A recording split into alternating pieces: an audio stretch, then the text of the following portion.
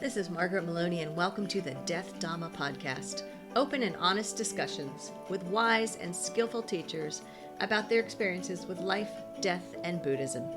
If you wonder how others on the path have dealt with death and dying and grief, be sure to listen in. Everyone has a story, a perspective, and a valuable lesson to share. Embrace death, live a full life, and learn to love impermanence, because as my dear father used to say, nobody gets out of this alive. Welcome to our first ever episode of the Death Dhamma Podcast. And today I have the honor of speaking with Noel Alumit. And choosing Noel for a discussion was an easy decision. We met a few years ago at the University of the West in Southern California, and I was always so impressed with his warmth and caring and the open and honest way with which he would share his wisdom. He is a writer, an actor, a Buddhist pastor, and as you will soon find out, just an all-around amazing person. So let's just jump right in. When did you feel like you first developed an understanding of death as a reality, not just as an abstract? Well, it was in the early 1990s. I started doing AIDS work around that time. So, and during that time, people were still dying of AIDS, not living with it. And I had relatives who passed away, but that was few and far between.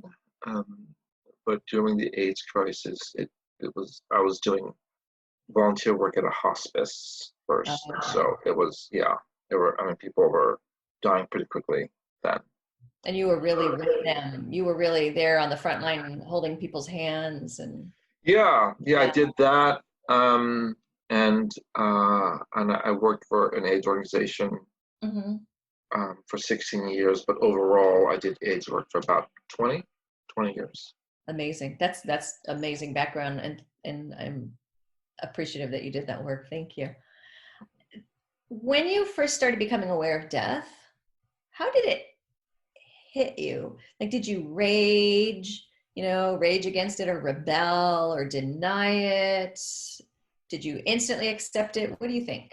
Well, I got depressed over it, mad over it, and I don't think it was, yes, it was the dying part, but it was also the shunning of the people who were dying.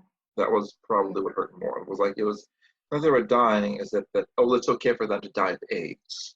And that was the thing that I think was probably even more traumatic, was that it wasn't the dying, it was how they died. Some people were quite cruel, actually. Well, they deserved it, they got what they deserved, things like that. That kind of homophobic, that associated with the dying was probably the most traumatic of it all. Yeah, to see people like that. Do you think, so you've triggered a different question for me. Do you feel like people still treat the dying that way? Like it's their fault? Well, some people do. It just, I guess, particularly in a place like Los Angeles, where some people think that you brought it onto yourself, that your cancer was because you were angry. If you smoked, you're going to get lung cancer. Of course, you know that. Or and sometimes it's right down to things like, well, if you're going to live in California, you might as well accept the fact you're going to die in an earthquake. So, even like right down to that. It's just sort of this thing that I think people just sort of will also look at death as your just rewards, as opposed to just a regular part of living. It's going to happen how it happens. So because I do find, what you said too about like lung cancer, that hits home for me, because I had 3 family members die from lung cancer. And I don't know if you experienced this when you were helping people through their final days with AIDS, but that people would kind of ask questions about like, oh, well, how old was he? Well, what did he die from? Oh, was he a smoker? And then I actually have heard people say, oh, okay. Yeah.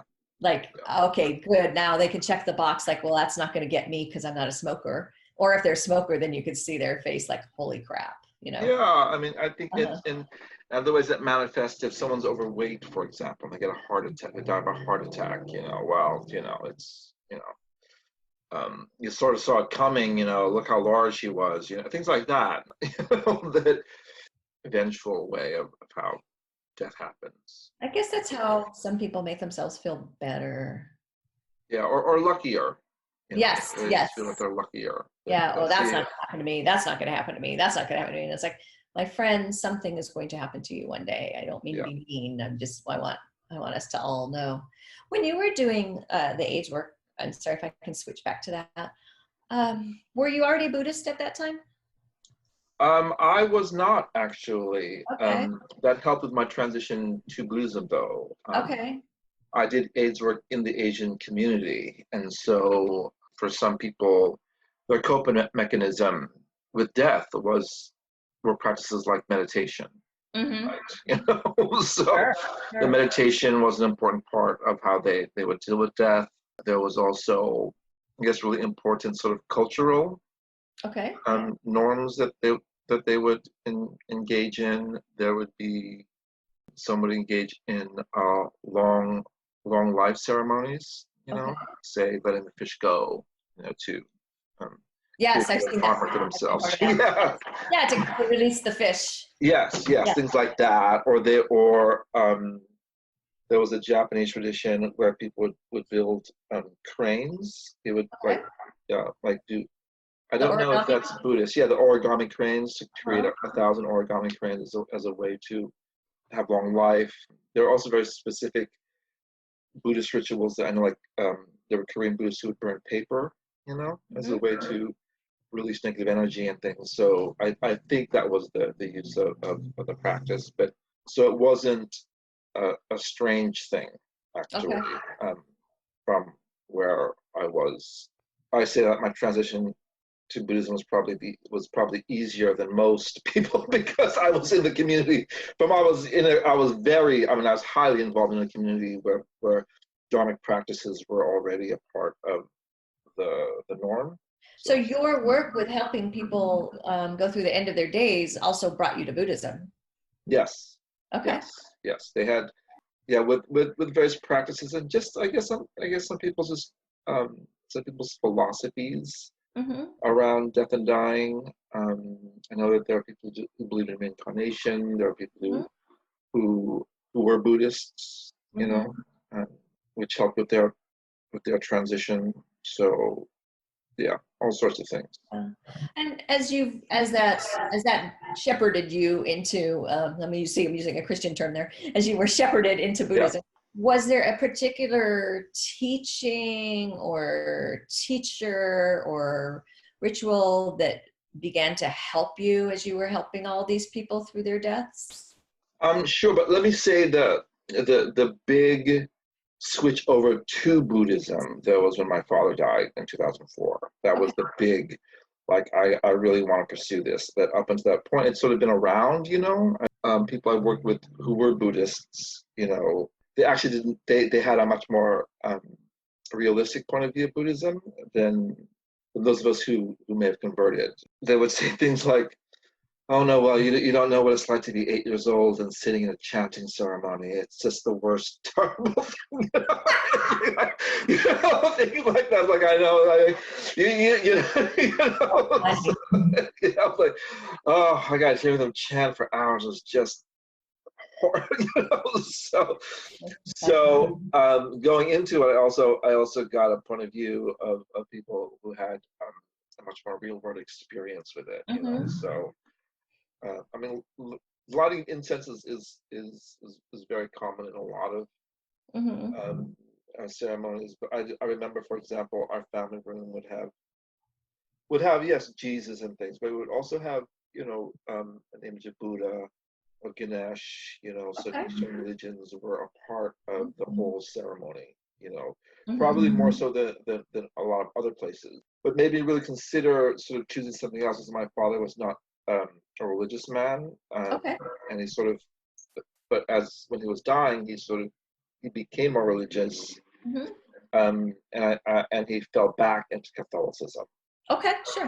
And I think that was because that was the only one he knew. I don't think he would have necessarily chosen it, but since that was what he knew, that's what he fell back on. And I wanted to be in a religion of my choice, that I wanted to choose from. And also back then, I have to say, I mean, something that I did observe was that faith communities, with few exception, were not there for people dying of AIDS. I mean, I just felt like there were some people who were there. Reverend Carl Bean was one, for example. Bishop Tutu, Mother Teresa, Dalai Lama. I mean, these were big names who were there, but I felt like overall, a lot of faith communities, particularly the Abrahamic religions, were not. And I also felt like, well, why am I even? I mean, in addition to that, I mean, probably there was also, I mean, a lot of things led to that, but right. I just felt like Buddhism, when I began to explore it, just became something I personally connected to. That when I started making Dharma groups and gatherings, I'm like, I relate to this. This is what I believe, to my core, Oh, sure. Yeah. I'm like, I really believe this. And I went to different sanghas, Okay. different, different ones. And the one that felt most familiar to me was Tibetan. Okay. So then, but even I say, what's Tibetan, I was raised Catholic. Tibetan also feels very Catholic because it's very ritualistic. It's also, there's different saints, or what they call Buddhist saints to pray to. So to me, it felt also very, very Catholic in that way. Yet at the same time, it had all the tenets of Buddhism that resonated with me. So I think what I hear you saying is that, as you went through the loss of your father and you saw him turn to the religion that he knew, and I think you didn't feel bonded to that religion, and you had already been around an experience with Buddhism, and that you had felt that Buddhism was treating those who were dying from AIDS with compassion and respect, and that you saw an absence of that with some other religions. That I feel like you're saying those factors are what came together to propel you, if you will, into Buddhism. Yeah, I mean, I will say, I don't know if Buddhism overall were, but the people I was working with who were caring for them were Buddhists. Okay. So, yeah, I'm sure there were some horrible, I'm sure there were horrible Buddhists, dealing with AIDS too. I'm sure there were, sure, because people.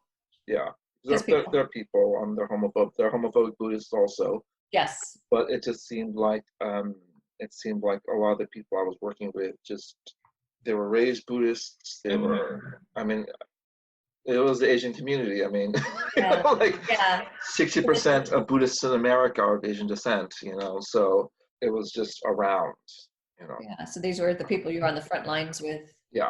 Yeah, that makes sense. That makes sense. And, when you said, oh, there's probably some Buddhists that were not, compassionate about it. Sure, because sometimes I feel like I hear people kind of trot out karma as fault. Well, that's your karma. And it's like, okay, that's a whole pod or discussion. Yeah, well, I mean, I also want to say, I mean, they also just seem to care about issues that I cared about. I mean, I did work around gay marriage in the early, thousands, and part of our strategy was to get people of faith to come out and say, would you consider supporting gay marriage? Yeah. And we had no problem finding Buddhist pastors to do that. Buddhist pastors were like, they had no problem coming out and doing that. And matter of fact, I think they came out with a statement saying something to the effect of we can find nothing scripturally condemning gay marriage. There's nothing, right? There is nothing scripturally saying there's something wrong with gay marriage at all, And I knew in the communities I was running it with that people were having gay Buddhist marriages. They wouldn't advertise it, It was just that they would, in their sanghas, like one Japanese American sangha would say things like, you can marry your partner here, just don't make a big deal out of it, which is very Japanese. Well, very Asian. Don't make a fuss. Yeah. Of course you can marry your partner and, just, don't make it don't alert the press that this is happening. And, Right. and they were fine with that, so. I mean, it's a start, right? It's a start. Yeah. Absolutely. Yeah, and that would better than a no. Exactly. I'm like, it was pulling teeth trying to get Christians to support gay marriage. And it was just really, really, really, really hard. That even I mean, the only ones who would were gay Christian churches who would do that. But sure, and there was no way we'd get a Catholic. So if I can come back to grief for a little bit. Yeah. I was wondering if you can think of because you've had a lot of experience with death and I'm guessing with grief too. Is there an experience that still resonates for you with grief? And could you describe a little bit about it and like who or what you were grieving? Because grief is not always about a person. There was one that I still remember to this day. There was a woman who passed away from AIDS, and I still think about her. I still, I grieve her whenever when World AIDS Day happens, for example, I will think about her because I feel like I did not handle that situation very well.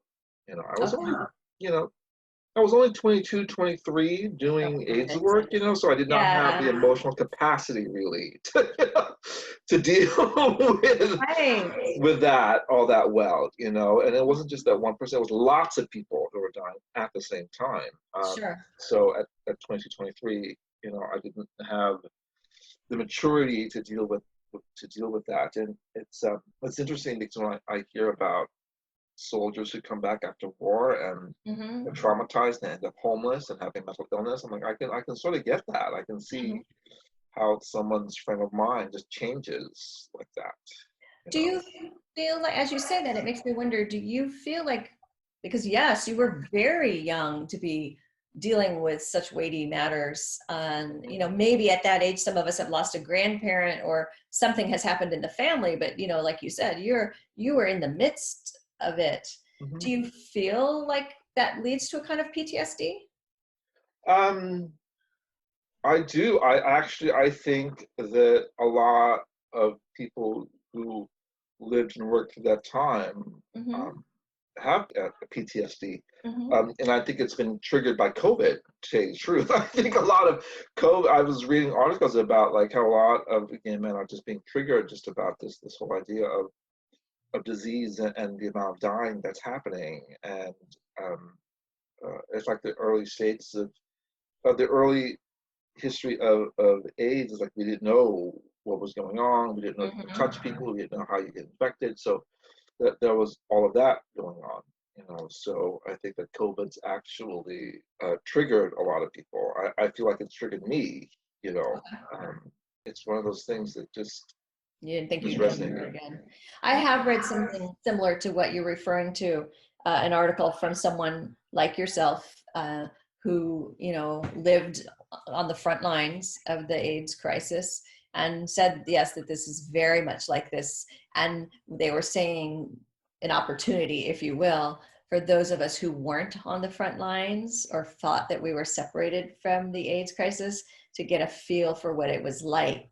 Because, like you said, the separation, the isolation, the not knowing, the no touching, all of that. Yeah. Is there anything you think that would be helpful right now for people who are feeling triggered about COVID and death and, that it's bringing up memories? Yeah, I've been having these conversations with friends, and it is just this whole idea of having radical self-compassion for yourself. Okay. So this whole idea is like, don't think that you're doing anything wrong. Oh, I should be working. Oh, I should, get up sooner. Oh, I should be exercising. It's like, hey, look, we are doing the very best we can. If you're putting on weight, don't beat yourself up for putting on weight. If you find yourself, not taking as many showers or napping more, don't feel bad about that. Be present for how you are dealing with the situation. I know for myself, I have been taking lots of naps. I mean, I just feel like I just feel winded all the time. Thinking, well, then take those 10 or 15-minute naps, and don't beat yourself up thinking that you need to be more productive. Just always be careful. I remember early when I was for the agency I was working with, and we were experiencing like several deaths at a time, and the therapist, right, to help us deal with grief in the workplace. And one of the things that she just kept stressing was the importance. And this, I know this is cliched now, but back then it was revolutionary, where she would say, "We are human beings, not human doing." And, that's beautiful. Yeah, We are human beings, not human doings. Yeah, exactly. Yeah, I have actually never heard it phrased that way. Yeah. So that was just beautiful. Something that there's just, you just be, and it manifests in different ways. Like my boss at the time, we get mad at us. Not mad, he would get critical because he thought that we were not using our time wisely, So, for example, one of the ways that we would work is that we would have to create these separate safer sex kits, right? Condoms and lubes and a little packet to distribute to the community. And we would spend hours doing that, like all of us, right?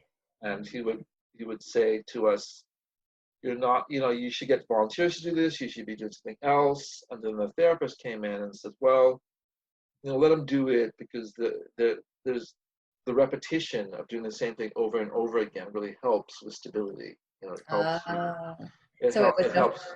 Therapeutic to be there Yes. together, putting together kits. Yes. Yeah. Yes. That doing the same action over and over and over again actually can help people.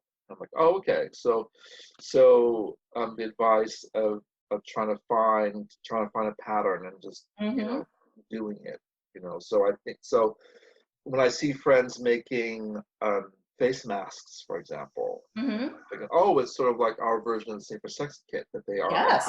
That the sewing machines making the same masks, over and over and over and over again, and that action actually will help them deal with what's going on. I have a friend that when something difficult happens, like a death, she goes straight to like scrubbing her floors.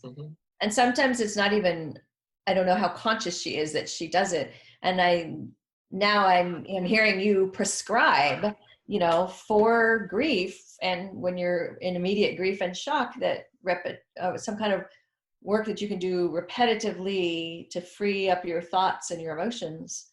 I feel like that's kind of what you're prescribing for grief.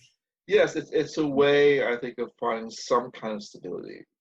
Something monotonous, something that's over and over again, because I think it can help people from the unknown, right? Like, we don't know what's going to happen next. Death can also spur the fact that I might die someday. I will die someday. So it brings up all of this uncertainty. So repetition of activities can bring about some semblance of normalcy. That's really helpful. That's really helpful. Was there anything, so as you've gone through, the experience you had working on the front lines and in life since then, is there anything about your experience with death and grief that has surprised you? I think an immediate answer to that is it's okay to talk to dead people. It's okay to, have that conversation, I think with spirits, to, with your dead mother, with your dead lover, with your dead siblings, and just that's actually an important part of my spiritual practice, is that, I'll say, okay, Dad, I need your help on the situation, I really, because my mother's health has been up and down. It's okay, Dad, how do I help Mom? What do I do? So being able to have those conversations, and it doesn't necessarily have to be someone you're related to. It can be someone you respect and admire. Just to be able to have that experience, which can run against Abrahamic experiences, right? That you're supposed to talk to God, to Jesus, but the importance of being able to talk to a dearly departed, I think, is a great way of keeping them near. Is recognizing that they're gone, but once they're gone, then they become ancestors, and once they're ancestors, then they sort of become they can become part of your team. You know, I just want to say thank you, because when you said that, you know, it's okay to talk to dead people. And, you know, I'll just share with you what popped up. I'm like, yeah, I still do that. But I guess I don't always discuss it with others because I feel like not everyone understands that. And so thank you, because you're giving us permission. You're reminding us that that's okay. Thank you. That's very helpful. Yeah. And I like that. You're right. They're on our team, right? Yeah, that's exactly right. They are on our team. Yeah, your dad is Team Noel. You know, so, and with people passing now, I feel like I have lots of people on my team. You know, yeah. I have a favorite aunt who passed away. I have friends with AIDS who passed away, and I feel like, you know, that they're on Team Noel. That the memories of them also serve me to act better. Sure. Yeah, it's like there's different people on your team for different things, right? Yeah, it's like this thing. It's like, you know, you always have to be on your best behavior because you never know who's watching. And before, you know, that's what nuns would say, you know, but it would be done in a very, you know, punitive way, as opposed to, it's like, well, you know, my dad was human. I know he was not perfect. He was far from perfect, you know, so he'll probably understand what. But talking to people, my mother was very proper. She was very ladylike. And so always that little voice is in my head, you know, no matter how painful, be a lady, was her saying. You know, some days I just look at her and go, oh, it's killing me. And so, yeah, there have been times where I'll look at somebody and say, if I do that, my mother will reassemble her asses and come back and smack me in the face. And some people, you know, depending on who I say it to, they're like, well, that was very graphic. And I'm like, well, that's how it is. You know, and some people completely get it, you know, and some people are like, wow, Margaret, you have a problem. I'm like, yeah, that's not the problem, trust me. Well, I think that's the other thing we need to figure out about death is that once a person dies, they are no longer human with human traits, right? I also think that when they transition, they become a different kind of being, a different kind of consciousness. Yes. So, and I have to say that one of the ways I learned that was I heard that in Mass one time when I was a kid about how someone didn't want to marry someone else after their spouse died because they felt they were being unfaithful to their spouse, and they're like, no, it doesn't work that way. You know? And I do feel like some of those teachings were almost always aimed at women, you know. Yeah. Again, that's another side conversation. No, I hear that. Yeah, right? I hear that. Yeah. So you have been a Buddhist and you've become a Buddhist chaplain, and you've spent, you know, some extra time. You were already on that path, I think. You can correct me. And then you spent some specific time. Have there ever been any times facing death that you questioned Buddhism, Buddhist philosophy, or even felt like you questioned your skill as a practitioner? Did it ever trigger any confusion or doubt or anything like that? Well, sometimes when it does become this whole issue of karma, you know, so this whole idea, well, you know, did the person die so young because it was their karma? And first of all, I don't preach that philosophy to anyone who is not Buddhist, right? So if they're not Buddhist and they don't believe it, I don't, right? And even when people say, well, is it my karma that I die so young? I can't answer that, right? I can't say, you know, that I don't know what any of this means, you know, but I just know that there'll just be many things that are quote unquote a mystery. And why somebody gets cancer, why, you know, like the Children's Hospital, you know, there are little kids who are dying of cancer, right? Is that, and it would always anger me when somebody would say that even a child deserves that somehow, that it infuriates me when someone starts pulling up the laws of attraction, you know, that always, yeah, exactly, that kind of thing always, you know, like, no, I'm sorry, a kid did not draw a car to run him over, you know, that's not, you know, how it works. Sometimes there's just sort of things that just sort of happen in life. Yeah, there's that theme again that I believe that some people think of karma as blame and Yeah, shame. And you're right. yeah, How can we do that to an 8-year-old who has cancer? yeah, And how is that useful? yeah. Exactly, How is that exactly, useful? Yeah. exactly. Who is that serving? Yeah. What do you want others to know? Like if you needed to share and help someone navigate, death of a loved one and then the grieving that follows, what would you want to say to them? Well, I think it's really important actually to explore that experience for yourself. I mean, I think that yeah, hey, look, dying's been happening ever since birth began to happen, right? And so there's actually been a lot of ways to approach death and to go outside of what you think you may know, and there are lots of philosophies out there about death and dying. I know a woman, she's Mormon, and her son had overdosed. I think her son had died at a very young age. She decided to explore sort of the death and dying process. She found a Buddhist, and she online or something, she had found a Buddhist practice about grieving for 49 days, not doing anything, just to grieve for 49 days. And now she was retired, so she had the privilege to do that. But she said to me, and I've known her for decades now. She said, "Noel, there was a shift at day 43." She said.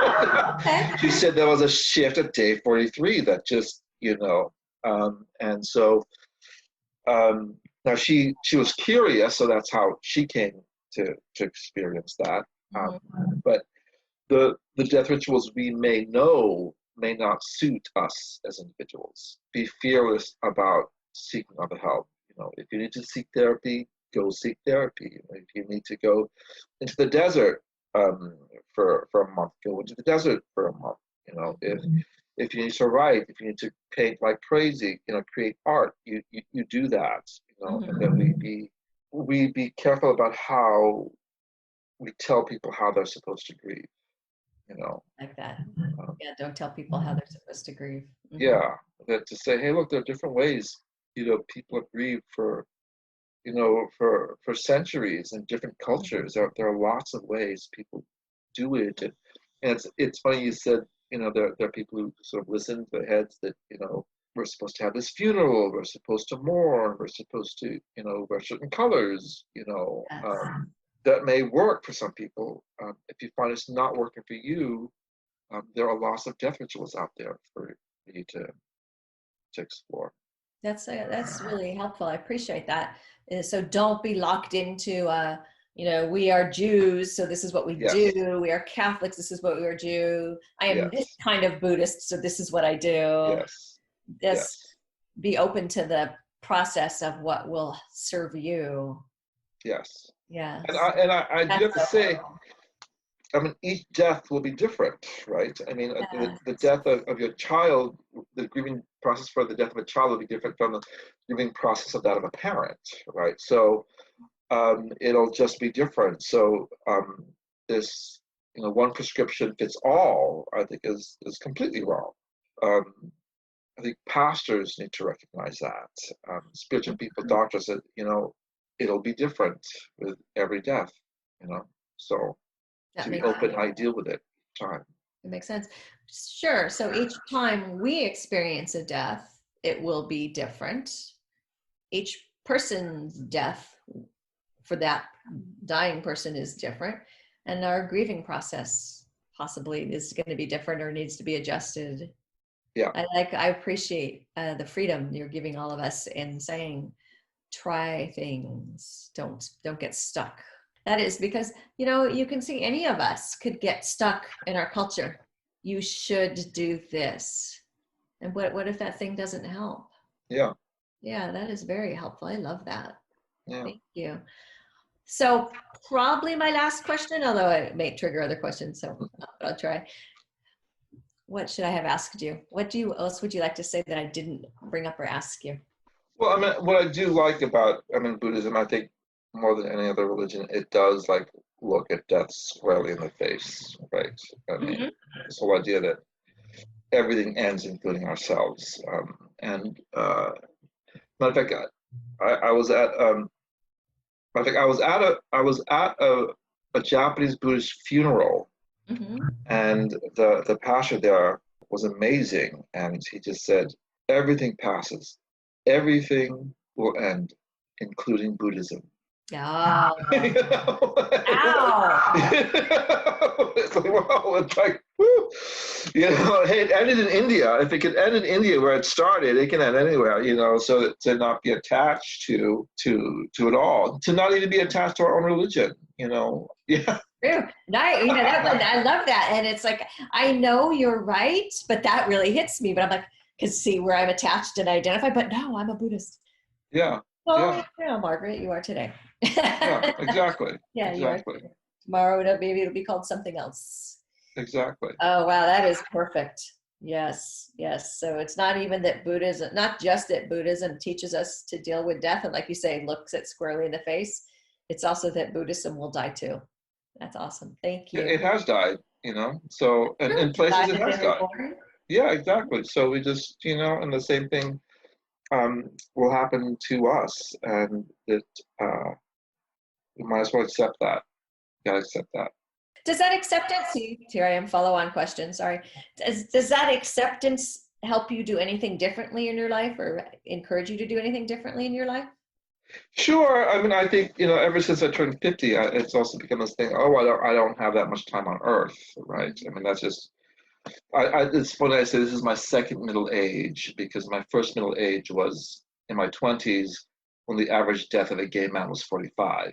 So, so I feel like this is, and that spurred me to get busy really quickly, you know. And so I feel like this period, it's about, oh, I need to create as much art as possible. Okay. You know, I need to write more, paint more, photograph more, you know. So we don't know how much time we'll have left. And, you know, with COVID in particular, what we're at now at 100 today, at 150 deaths, and that by October, we're expected to reach maybe 250,000 deaths.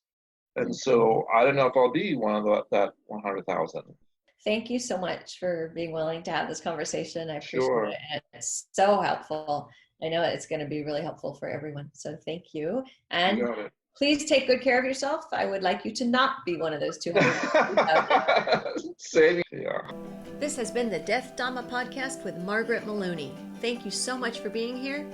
And if you liked it, please share it with your friends and your Sangha members and leave reviews.